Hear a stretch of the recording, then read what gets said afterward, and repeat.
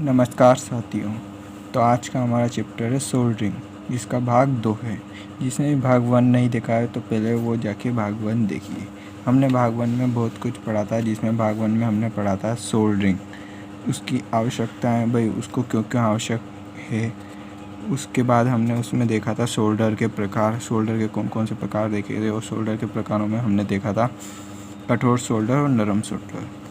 कठोर सोल्डर में हमने बहुत से उनके प्रकार देखे थे और उनके यूज कहाँ कहाँ किए जाते हैं, उसमें क्या क्या मिलकर वो बने होते हैं। नरम सोल्डर में उनका यूज कहाँ कहाँ किया जाता है, वो किस किस मिश्रण से बने होते हैं, उनको कितनी कितनी मात्रा में मिलाया जाता है, वो सब हमने देखा था। उसके बाद हमने देखा था और सोल्डर के बारे में, जो हमने कहाँ कहाँ एल्युमिनियम के लिए या तांबे के लिए जो कहाँ कहाँ कौन कौन से सोल्डर प्रयोग किए जाते हैं। उसके बाद हमने सोल्डरिंग प्रणाली के बारे में देखा था, यानी सोल्डरिंग की विधियों के बारे में। सोल्डरिंग के बहुत से प्रकार देखे थे, जिनमें हमने अन्य प्रकार भी देखे थे, ये हमने देखे थे। हम इस वीडियो में बात करेंगे सबसे पहले सोल्डरिंग बिट की।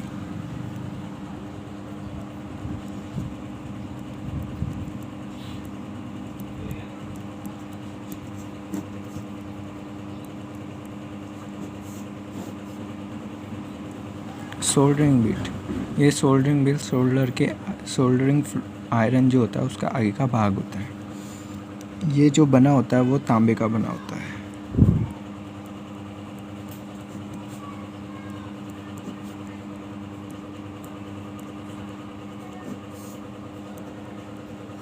अब तांबे से ये क्यों बना होता है, क्योंकि तांबा यह ऊष्मा का उत्तम चालक है।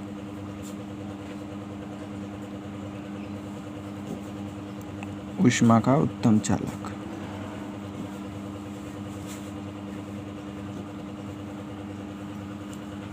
अब बात करें, जिस तांबे के बिट पर आयरन की परत चढ़ी होती है वो जल्दी से नहीं घिसता है।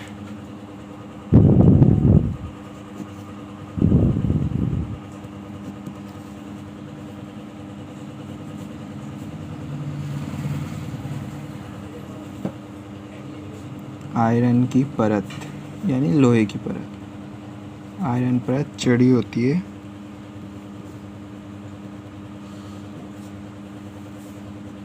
वह शीघ्रता से नहीं घिसता है। वह शीघ्रता से नहीं घिसता है।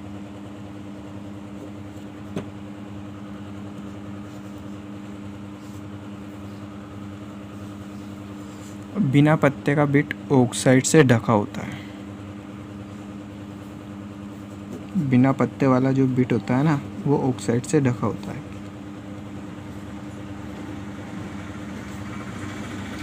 ऑक्साइड से ढका होता है।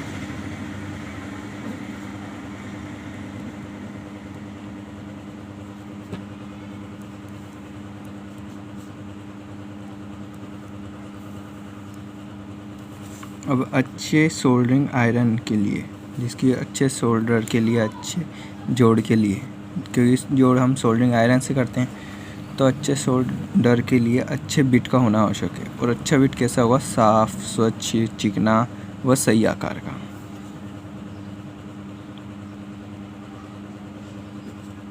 अच्छे सोल्डरिंग जोड़ हेतु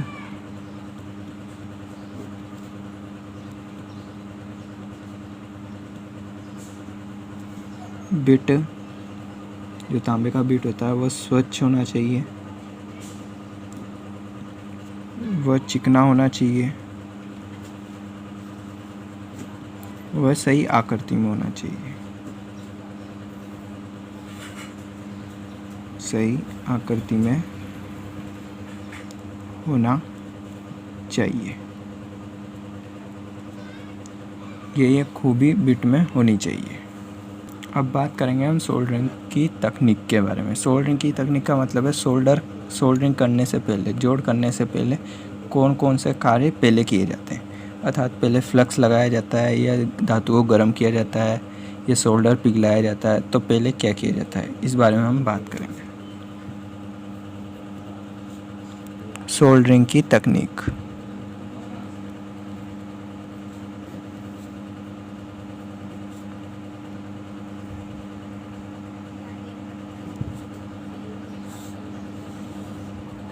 सोल्डरिंग की तकनीक में जो सबसे पहले किया जाता है वो रागा चढ़ाना होता है, अर्थात टिनिंग।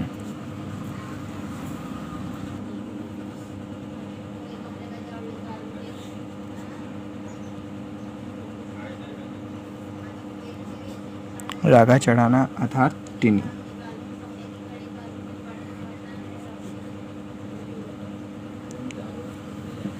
टिनिंग क्या होता है? सोल्डरिंग बिट पर आसंजित रखने हेतु बिट पर सोल्डर से पटलित करना टिनिंग कहलाता है। अर्थात सोल्डर करने से पहले बिट पर सोल्डर की हल्की सी परत चढ़ाई जाती है, उसे रागा चढ़ाना कहते हैं।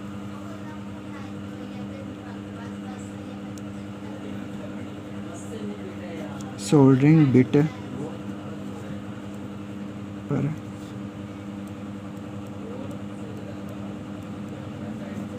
आसंजित रखने हेतु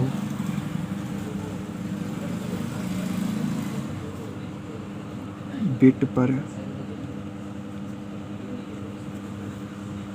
सोल्डर से पटलित करना, यानी सोल्डर की हल्की सी परत लगाना। सोल्डर से पटलित करना टिनिंग कहलाता है।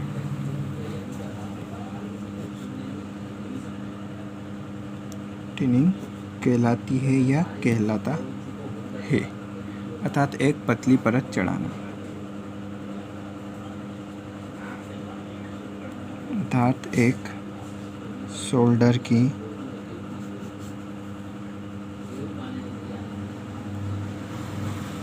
पतली परत चढ़ाना क्या कहलाता है? रागा चढ़ाना या टिनिंग। तो सर्वप्रथम सोल्डरिंग में सर्वप्रथम जो किया जाता है वो टिनिंग की जाती है।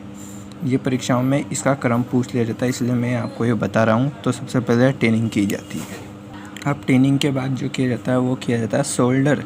जिस भाग को हम सोल्डर कर रहे हैं उसको स्वच्छ रखना या स्वच्छ करना।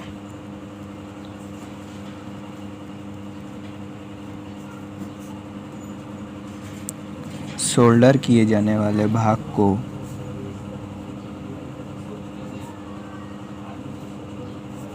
स्वच्छ करना, अर्थात वहाँ पे कोई गंदगी हो रही हो, ऑक्साइड आ रहा हो तो उसे स्वच्छ करना। अब उसके आगे जो प्रोसेस आती है वो आती है फ्लक्स लगाना।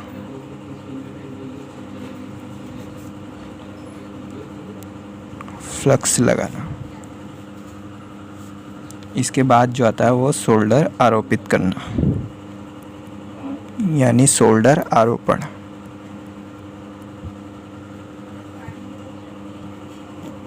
इस प्रकार हमारा सोल्डरिंग की क्रियाएं की जाती है। तो सबसे पहले जो किया जाता है वो टिनिंग की जाती है। उसके बाद सोल्डरिंग किए जाने वाले भाग को हम स्वच्छ करते हैं। उसके बाद फ्लक्स लगाते हैं। उसके बाद सोल्डर को गर्म करके उस पर चढ़ाया जाता है और वो दोनों धातु आपस में जुड़ जाती है। अब बात करते हैं हम आगे फ्लक्स की।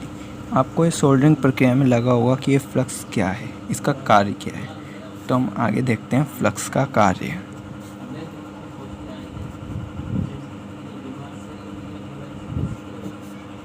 फ्लक्स का कार्य। फ्लक्स का कार्य होता है बहुत महत्वपूर्ण होता है और ये फ्लक्स बहुत ज़रूरी होता है।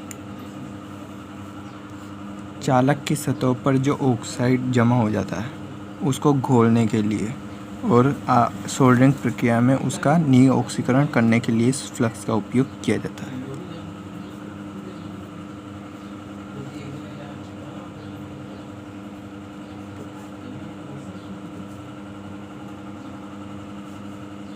चालकों की सतह पर ऑक्साइड को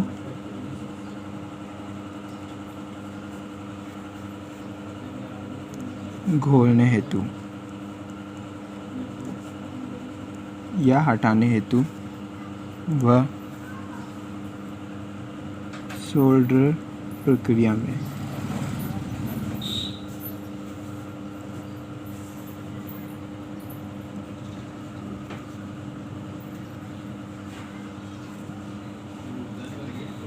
सोल्डर प्रक्रिया में उनका नी-ऑक्सीकरण करना ऑक्सीकरण करना, ये फ्लक्स का मुख्य कार्य होता है। अब बात करते हैं हम जो फ्लक्स हम जो काम में ले रहे हैं उसका हम किस प्रकार चयन करें या वह फ्लक्स किस प्रकार होना चाहिए, तो उसकी बात करते हैं। हम फ्लक्स का सामान्य गुण देखेंगे। फ्लक्स के सामान्य गुण।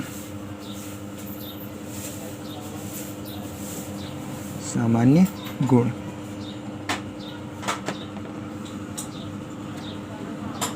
पहला आता है फ्लक्स ठोस या द्रव किसी भी अवस्था में प्राप्त हो सकता है।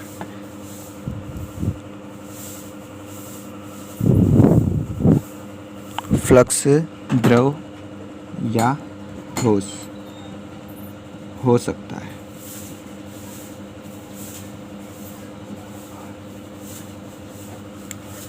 अब बात करते हैं हम दूसरे गुण के बारे में, तो फ्लक्स सल्फीकरण व ऑक्सीकरण से उस सोल्डर करने वाली जगह को बचाता है।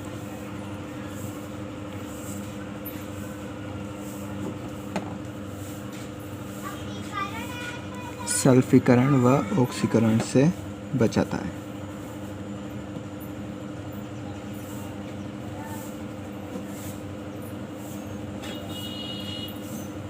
बचाता है। नेक्स्ट बात करें तो हम फ्लक्स सोल्डर के प्रवाह में सुगमता प्रदान करता है, यानी अच्छा प्रवाह कराता है।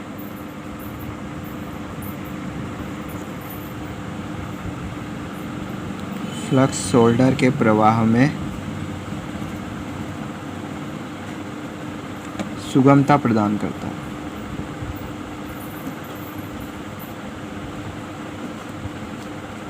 सुगमता प्रदान करता है। नेक्स्ट बात करें हम फ्लक्स की जो प्रक्रिया है वो निर्बल या प्रबल हो सकती है, यानी फ्लक्स मजबूती वाला हो सकता है या दुर्बल हो सकता है। उसका जो वर्गीकरण किया जाता है उसका लघु क्षारण या उच्च क्षारण के आधार पर किया जाता है, यानी वो किस स्थिति में कौन सा फ्लक्स उपयोग में आता है उस आधार पर हम फ्लक्स का उपयोग करते हैं।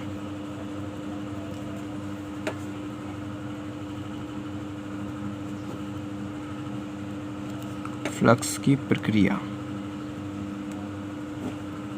निर्बल व प्रबल हो सकती है।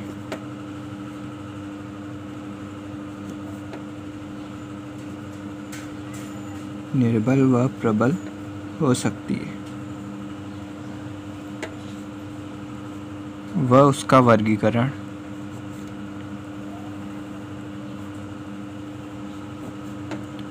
लघु व उच्च संक्षारण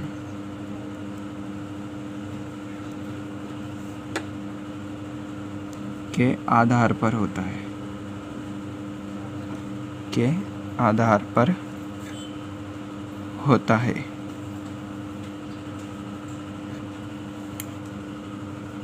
अब बात करते हैं हम जो फ्लक्स का चयन कर रहे हैं वह सोल्डर के आधार पर भी किया जाता है, अर्थात जो सोल्डर का प्रकार होता है, सोल्डर का प्रकार सोल्डरिंग हेतु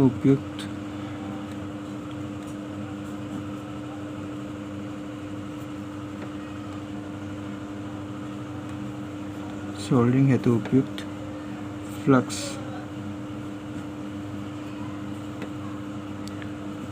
को निर्धारित करता है।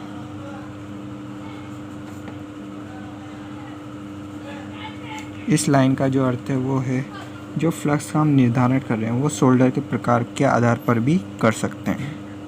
अब बात करते हैं हम कुछ फ्लक्स और उनका उपयोग, कि उन फ्लक्स का उपयोग कहाँ कहाँ किया जाता है। तो मैं एक सारणी बनाऊंगा जो आपको याद करनी होगी।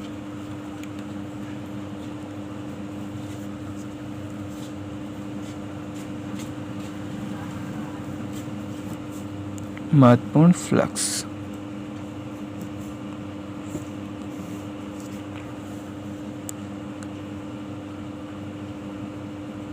तो इस तरफ आ जाएंगे फ्लक्स और इस तरफ आ जाएगा उनका उपयोग।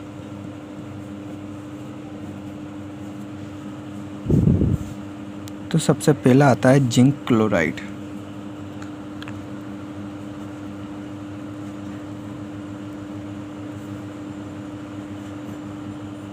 इसे हम एसिडिक भी बोलते हैं, एसिडिक। इसका जो उपयोग किया जाता है वो ढलवा लोहा, मृदु स्टील या पीतल में इस फ्लक्स का उपयोग किया जाता है।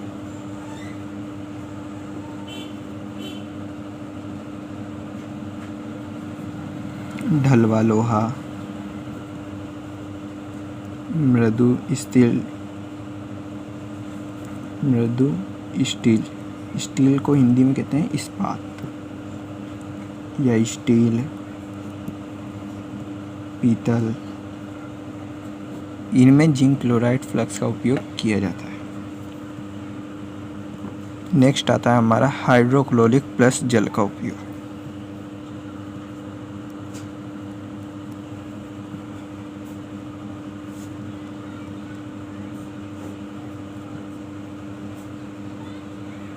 हाइड्रोक्लोरिक प्लस जल में जल का जो भाग होता है वो होता है 90% और इसका भाग जो होता है वो 10% होता है।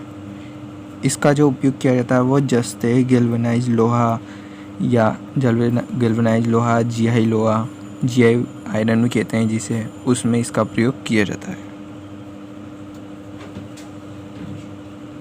जस्ता अर्थात जिंक, गैल्वेनाइज्ड लोहा, जो जीआई वायर होता है उसका जीआई का पूरा नाम गैल्वेनाइज ही होता है। तीसरा देखते हैं हम सेल अमोनियम रेजिन।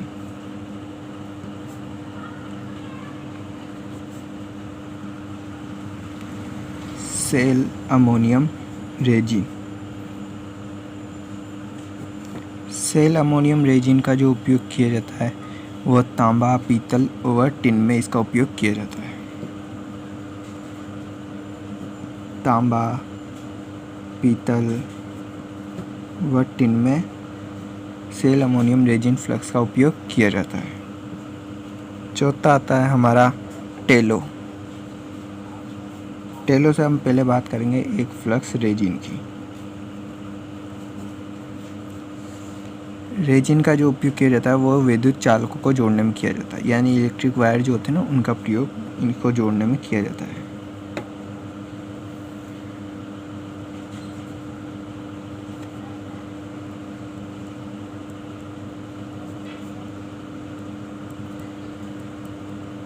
विद्युत चालकों को जोड़ने हेतु रेजिन फ्लक्स का उपयोग किया जाता है। नेक्स्ट हम देखते हैं टेलो। टेलो का जो पूरा नाम है टेलोराइन अम्ल रहित, यानी टेलोराइन अम्ल रहित होता है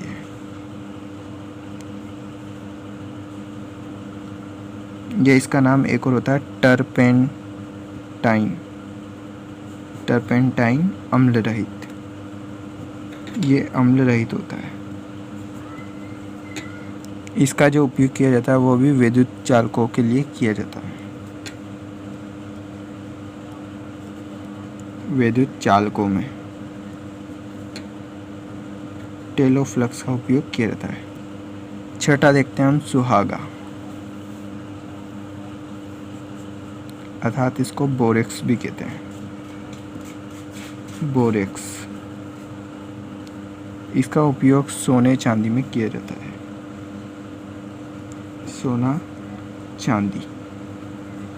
सोने चांदी में सुहागा बोरेक्स का उपयोग, इसे याद करने के लिए सोने पे सुहागा हम कहते हैं ना, सोने पे सुहागा, तो वो ट्रिक आप यूज़ कर सकते हैं।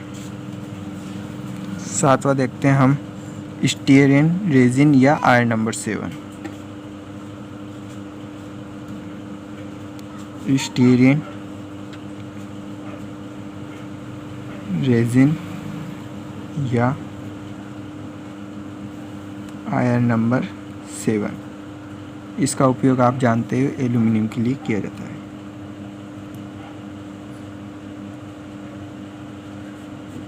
एल्यूमिनियम हेतु स्टीयरिन रेजिन व आयरन नंबर 7 तीनों अलग अलग है, पर इन तीनों का उपयोग एल्यूमिनियम के लिए किया जाता है। तो यहाँ हमने देखे कुछ फ्लक्स और उनका उपयोग, ये परीक्षा में आ जाते हैं कि जस्ते के लिए कौन सा फ्लक्स का उपयोग किया जाता है, तो ये बहुत इम्पोर्टेंट है। एक खास बात बताऊं तो आपको जो ये 3 ऊपर के दिख रहे हैं, जिंक क्लोराइड, हाइड्रोक्लोरिक व जल व सेल अमोनियम रेजिन, ये तीनों का उपयोग वैद्युतिक कार्य में नहीं किया जाता। तो स्टार लगा के लिखें। शुरू के 3 फ्लक्स का उपयोग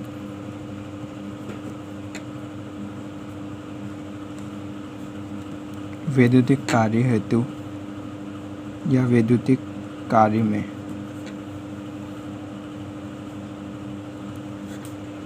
नहीं करते।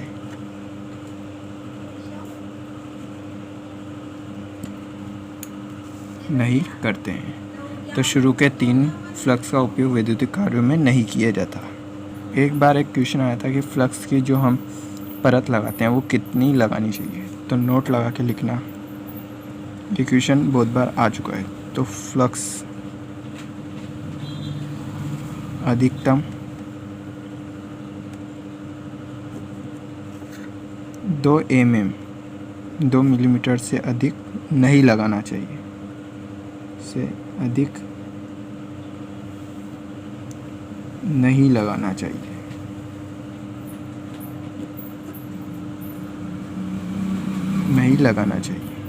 तो ये क्वेश्चन पहले बहुत बार आ चुका है कि फ्लक्स हमें कितना लगाना चाहिए, तो 2 mm से अधिक नहीं लगाना चाहिए। अब बात करते हैं जो सोल्डरिंग करते समय जो सावधानी रखनी चाहिए या सुरक्षा होनी चाहिए वो क्या है। तो सुरक्षा, सोल्डरिंग करते समय जो धुआं निकलता है उसमें फ्लोरीन की थोड़ी सी मात्रा होती है और वो जहरीली होती है। ये जानलेवा भी हो सकती है, इसलिए इससे बच के रहना चाहिए।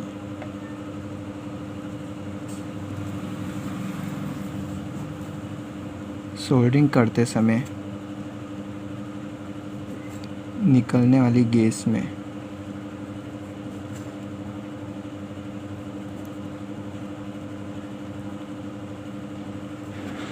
फ्लोरीन की, ये पूछ लिया जाता है कि गैस सोल्डरिंग के समय जो गैस निकलती है उसमें किसकी मात्रा होती है, तो वो होती है फ्लोरीन की लघु मात्रा होती है।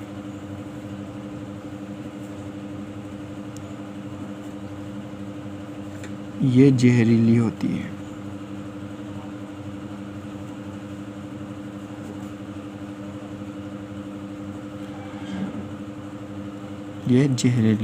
है। अब बात करते हैं हम मेन टॉपिक सोल्डरिंग, ब्रेजिंग व वेल्डिंग में अंतर क्या है। तो सोल्डरिंग, ब्रेजिंग, वेल्डिंग में अंतर।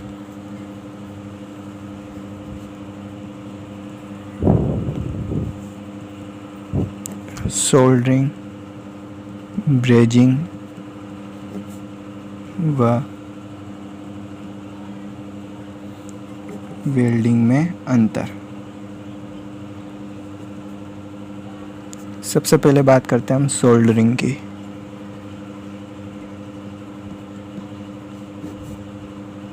इसमें जो फ्लक्स या सोल्डर प्रयोग में लिया जाता है वह मिश्र धातु का होता है।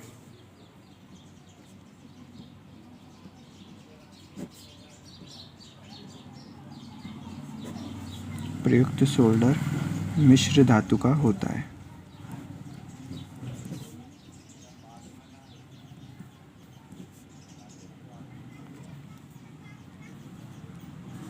इसमें जोड़ बिंदु को बिना पिघलाए केवल सोल्डर को गर्म किया जाता है।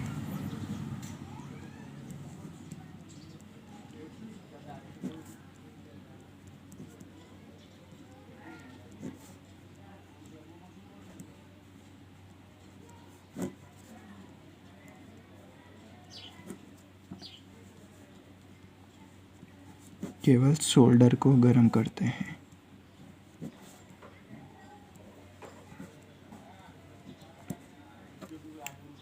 अब बात करते हैं हम ब्रेजिंग की।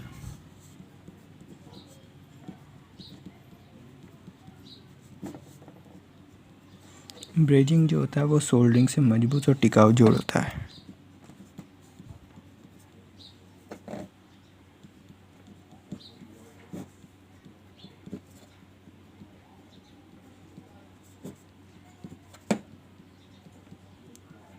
सोल्डरिंग से मजबूत व टिकाऊ। इसमें जो पीतल पर टाँका लगाया रहता है वो ब्लो लैंप की सहायता से लगाया जाता है।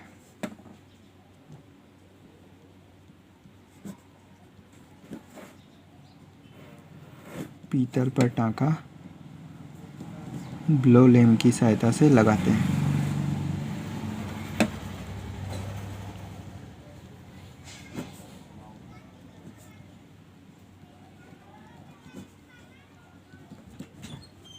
लगाते हैं। अब बात करते हैं हम वेल्डिंग की।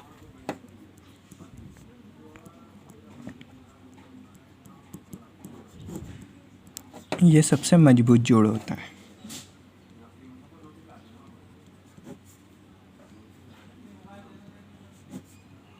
सबसे मजबूत जोड़। खास बात यह है कि इसमें जिस धातु को सोल्डर या जोड़ कर रहे हैं तो उसी धातु को पिघलाया जाता है।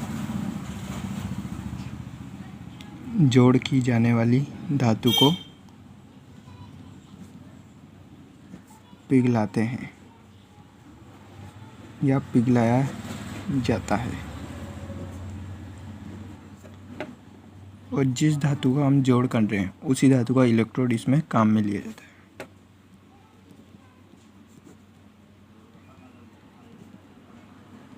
जिस धातु को जोड़ते हैं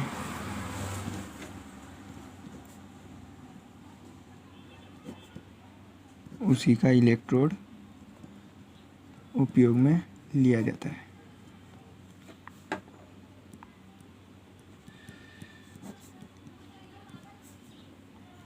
उपयोग में लेते हैं। ये जो वेल्डिंग की क्रिया है वह आर्क वेल्डिंग के द्वारा संपन्न की जाती है। ये क्रिया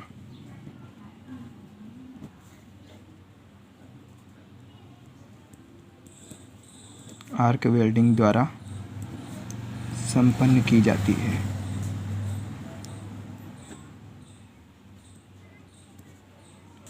संपन्न की जाती है। अब बात करते हैं हमारे लास्ट टॉपिक डीसोल्डरिंग या डीसोल्विंग का।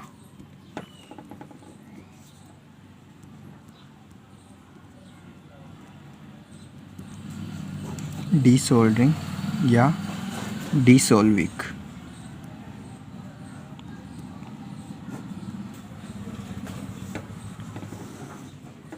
तो ये क्या होती है?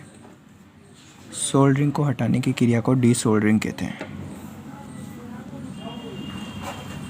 सोल्डरिंग हटाने की क्रिया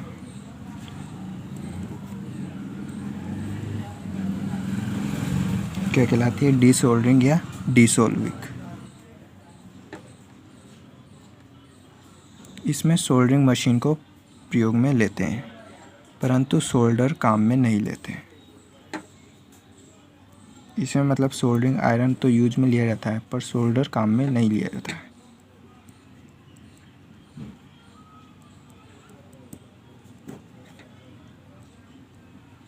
सोल्डरिंग मशीन प्रयुक्त की जाती है